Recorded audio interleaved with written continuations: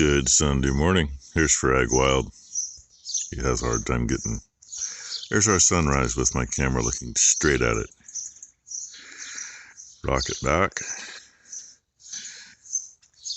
and it shows up better. In fact, the wavy clouds look better on camera than they do in real life. I can't see the detail that the camera is right there. I've got it rocked back on probably a 30-degree angle. Wherever it looks good. I mean, yeah, you end up looking up, but that's about as close as I'm going to get with the sun. It's actually down in the trees a little, which you really can't tell anyway. Nice heavy dew this morning, just freaking perfect. I usually figure I'm trying to do anything with hay around 10 o'clock. Yeah, nice heavy dew. It might be a little later than that. I don't know. We'll see what it looks like. In the meantime, I got some stuff to clean up in here. And catch up on YouTube a little bit this morning. My phone sits there and goes off all night long. Doing that and other things. So let the dogs in so they can play. And I already went through my stash of O-rings last night, and I know I don't have that one piece. I don't think. I should look harder. But yeah, there it is.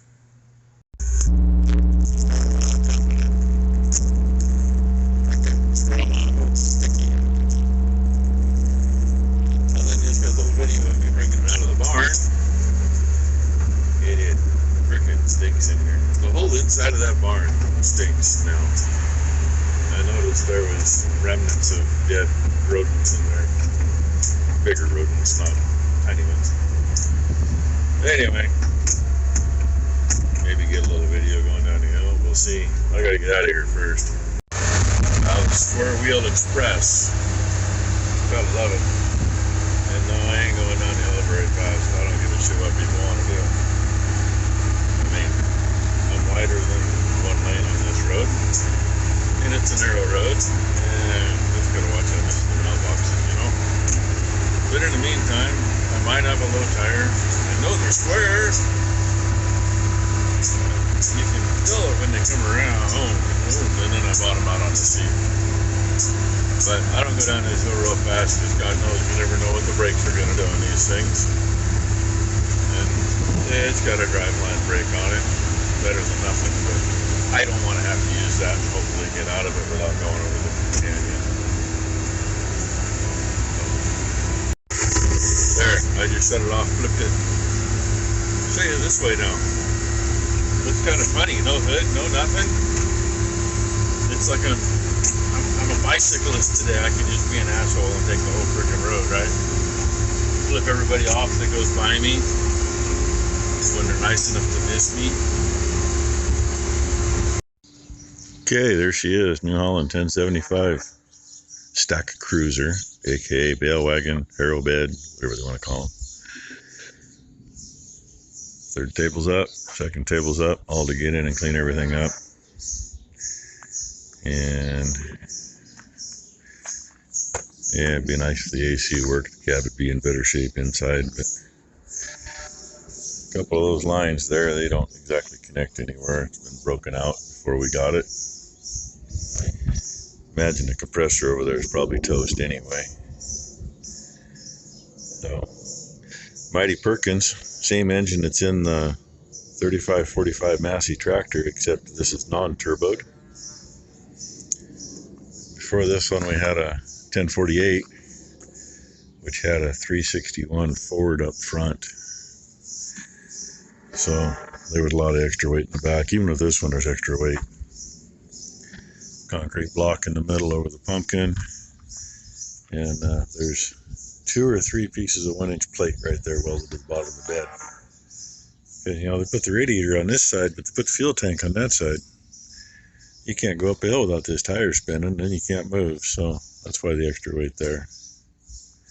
So anyway, it'll get cleaned up, serviced.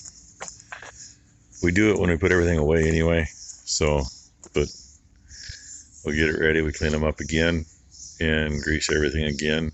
Don't use as much grease second time around, but I just like to get a little fresh into everything. And one thing that I don't like about this is that hose right there. And there ain't much you can do about it until something breaks. Then when it breaks, you got to try to get into it. But at least on this machine, you can come in from underneath, I guess. 1048 you can't, because there's an engine and transmission in the way. But yeah, I wish somebody else was around to run this thing besides me. And Critter's got to my deal, I think. My cheat sheet there, it's missing half the piece of paper. And yes, it stinks in here. Needs a cab kit. Needs the AC redone. Needs a new radio too. If I turn that thing on, it sounds like just a bunch of tinny crap. I mean, you can hear it, but it sounds bad enough. You don't want to listen to it, so you don't. And it'd be nice if they didn't have these bastard-sized tires. Some of them on the back, they actually have 920s or 1020s. I don't recall which. Dualed up. Which would be a whole lot cheaper. Those things, even 20 years ago, were more expensive than putting truck tires on a truck. Yeah, I'm going. Been down here a little while. Found 3 tansy plants so far. They were actually in the field. A few on the edge. Some of them on the edge. I had to pull one. I did the back swath.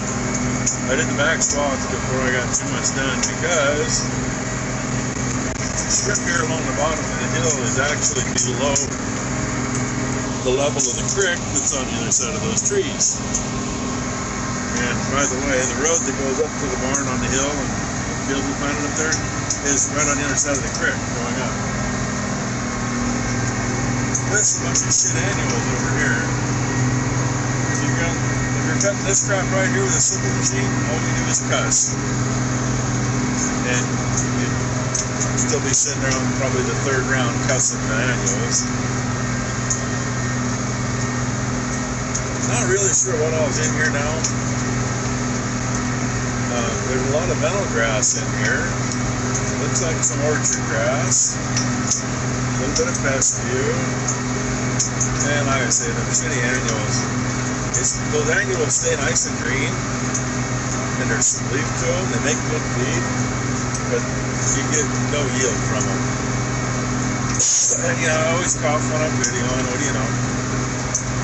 And made quite a few deer beds in here. Haven't seen any yet. Gophers aren't quite as bad as they were in here last year, but you can tell that they were here, and maybe this had some water setting on it at some point this winter. Made it settle some, which just makes it rougher. But that is what it is. But Colleen got done, she total-rigged the neighbors today. She got done and she came here and she says, F Mother Nature. Like, why now? She says, right as she finished, Mother Nature came in and picked up a whole bunch of hay and threw it up into the trees. I had that happen in this field. That's probably been 20 years ago, I guess. We used to farm across the road in that direction. 20 acres of nice bottom ground over there.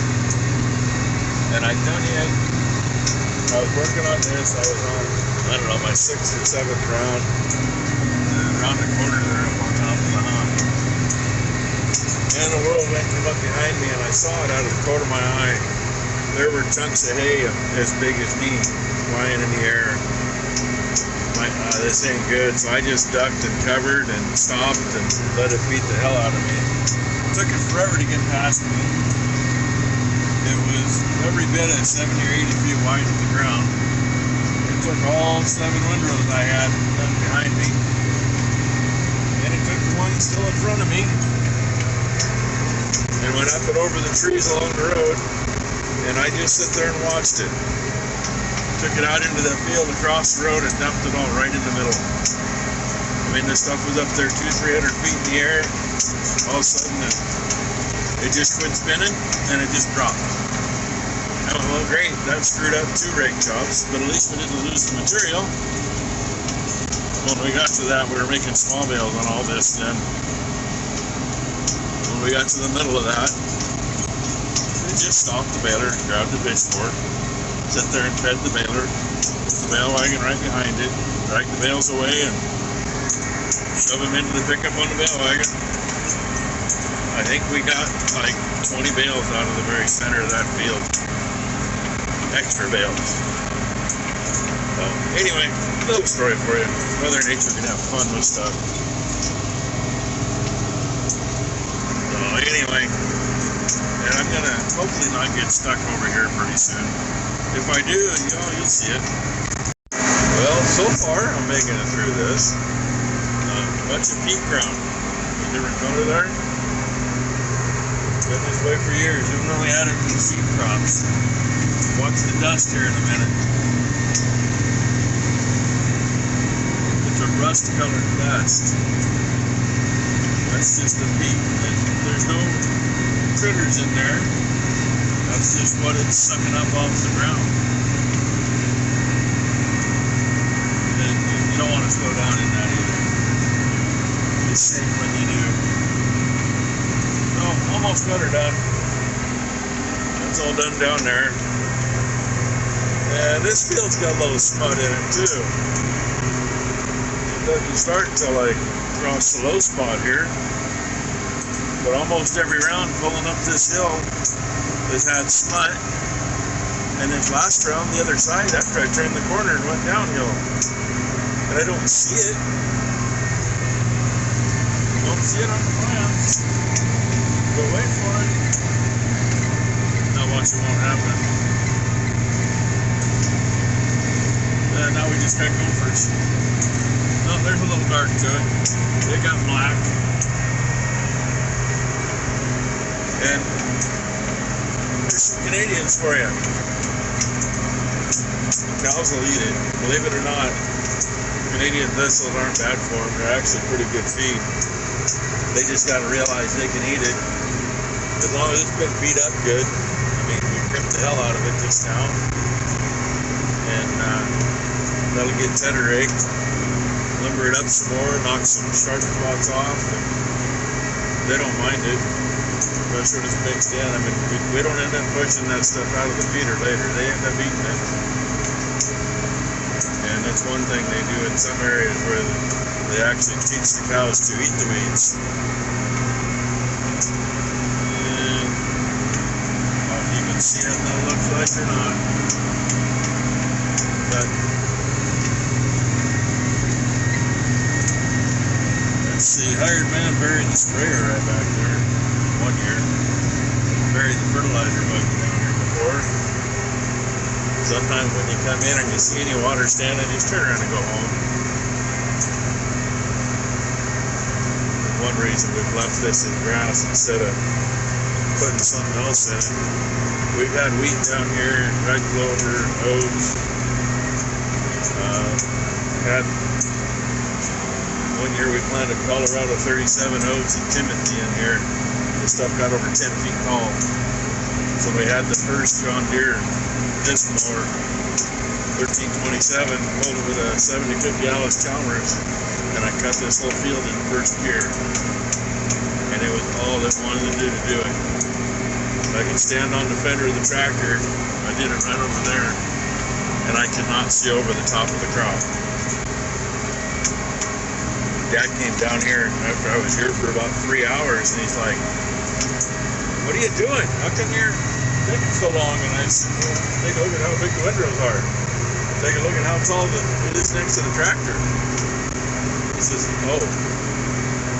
And we baled this with the small baler and a 4010 John Deere. And I spent most of the time in here with my foot on the clutch. The bale literally came out like 6-8 inches apart, maybe a foot apart. That was a real bitch to pick up with the bale wagon too, by the way. Anyway, that's probably more than enough for a video. So, with that, I'll let you go. Thanks for watching, everybody. Hope you had a good Sunday. Hope everybody has a good week ahead.